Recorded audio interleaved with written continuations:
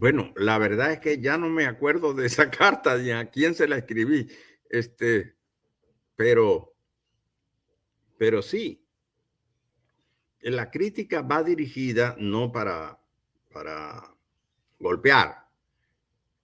Creo que alguna vez le escribí a Eduardo Viveiros de Castro, yo no sé si Sí, es él, sí, sí, así fue, sí.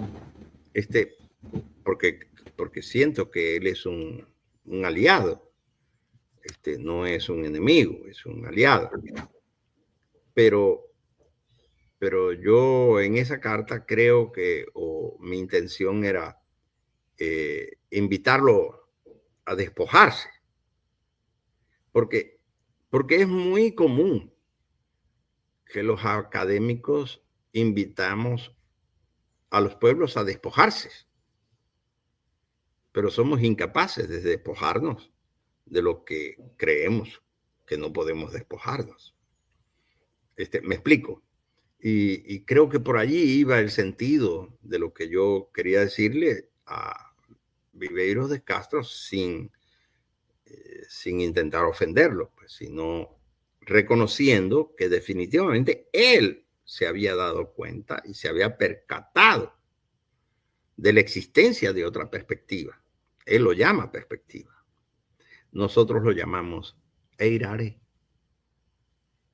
eirare, es decir, una forma de ver, otra forma de ver y de entender el mundo, ya no con los ojos, sino con el espíritu.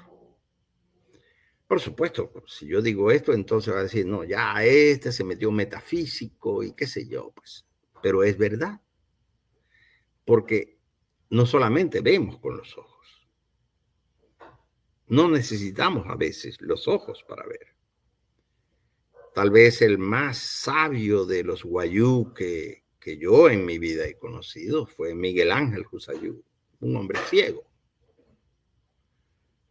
pero fue el mayor de los lingüistas, reconocido por todos los lingüistas académicos aquí en Venezuela. Y, y no veía, pues. Y cuando pensaba en las palabras, no las pensaba porque las escribía y podía verlas escritas, aun cuando las escribía en braille y las leía en braille, sino porque era capaz de ver el profundo sentido de cada una de las palabras de su lengua, el guayunaiki, no con sus ojos, sino con el resto de sus sentidos. Es decir, con el cuerpo todo, con el espíritu. Y entonces, eso era lo que yo intentaba. No sé si lo logré, a lo mejor no, muy probablemente no. Decirle a Viveiros de Castro, en el sentido de que yo sentí que él lo había descubierto, él lo tenía en sus manos.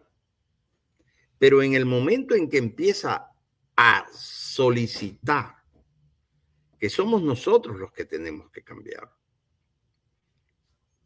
sin producir él ningún cambio en sí mismo o en los que lo acompañan, definitivamente entonces la cosa vuelve al punto del centro de dominación. Es decir, quién conoce y quién debe ser enseñado. Lo que él ha aprendido le llevó a descubrir eso.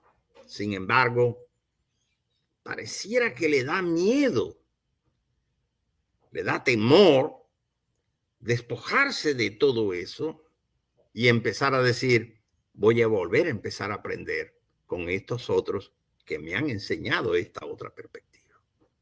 No estoy diciendo que tenga que hacerlo, no, tampoco quise decir eso, sino empezar a entender que la relación tiene que ser pareja, tiene que estar emparejada para poder producir entonces transformaciones, porque ciertamente los pueblos indígenas no solamente se tienen que transformar, sino que definitivamente por más de 500 años se han venido transformando. Pero se han venido transformando en términos de la dominación. Y es a lo que, por ejemplo, el compañero David Copenagua, el chamán Yanomami del lado brasileño, llama en uno de los capítulos de su libro La caída del cielo, llama imitar a los blancos. Es un error para los pueblos indígenas imitar a los blancos, lo cual no quiere decir que los pueblos indígenas no aprendan o no tengan nada que aprender de los blancos. De hecho, el mismo Copenagua aprendió de los blancos. Nosotros mismos, todos nosotros, hemos venido aprendiendo de los blancos. Pero el problema está entonces, y el punto de diferencia, el punto de quiebre está entonces en qué es lo que necesitamos aprender y qué es lo que necesitamos preservar. ¿Qué es lo que nos interesa o lo que nos conviene políticamente, territorialmente, históricamente, establecer como punto de confluencia para el emparejamiento con los blancos y qué es lo que los blancos necesitan desprenderse y aprender para poder establecerse emparejadamente y así poder iniciar o poder imaginar otro mundo posible. Es decir, ambos necesitamos recomponer o reconstruir nuestros horizontes. El horizonte de la modernidad occidental está llegando a sus límites. Y está llegando a sus límites porque la Tierra tiene límites. Y la explotación permanente, eterna de la Tierra ya no tiene límites, es decir, ya no tiene sentido. Y todos, Viveiro de Castro, Joy, Copenagua, Ailton Krenak y todos, estamos siendo empujados al mismo abismo. No importa que seamos intelectuales, indígenas o académicos. No importa que seamos pueblos indígenas, negros, campesinos, pobres de las ciudades, intelectuales. No importa nada de eso. Nada de eso.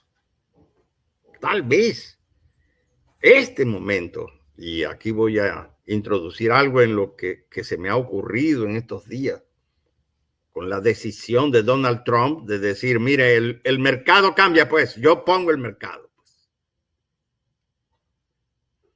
Y ahora el mercado paga tales impuestos.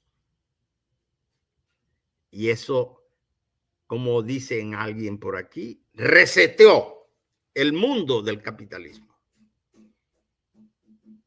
Porque llegó el límite, estamos al límite. Algunos llaman a eso el antropoceno, el capitaloceno, el tuluceno. Ese nombre me llamó la atención, porque es el nombre de una novela de Howard Lovecraft, a quien yo leía mucho cuando era joven, porque eran novelas fantásticas, de seres descomunales e increíbles. El tuluceno es la posibilidad de terminar con lo que para los pueblos indígenas es el cuarto tiempo de la Tierra y la cuarta generación de la Tierra, que somos los seres humanos. Es posible que nazca un quinto tiempo y por lo tanto una quinta generación. No sabemos cómo va a ser esa quinta generación. Si no nos emparejamos en la forma de crear un horizonte, porque ya es imposible. Para los pueblos indígenas es imposible desprenderse de su relación con el mundo de los blancos. Pero es imposible para los blancos continuar pensando que ellos están fuera del mundo y lo pueden dominar. Y por lo tanto necesitan emparejarse con los que pensamos que solamente podemos existir en el mundo entendiendo que estamos dentro de él y formamos parte de él. Si eso es posible, si eso fuera posible, entonces es posible generar un nuevo horizonte que ya no será exclusivamente de los pueblos indígenas, sino que será de la humanidad. Es a eso a lo que nosotros llamamos la necesidad de volver al nosotros. Porque el nosotros no es exclusivo de los pueblos indígenas. Es exclusivo de la humanidad. Es exclusivo de todo aquel que es capaz de entender que su existencia no es producto de su propio de su propio ser, sino de el ocoto, acuérdate de esa palabra, el cortar, compartir con todos los otros que son siempre diferentes. Nunca vas a construir comunidad con tu propia gente. Siempre construyes comunidad con todos los otros que son diferentes a los tuyos. Y eso lo explicamos con otras historias que llamarían mitos, pero que en todo caso explican nuestra existencia y nuestro orden social y político, nuestro como diría Aníbal Quijano, nuestro entender las relaciones sociales y de poder dentro de la misma comunidad.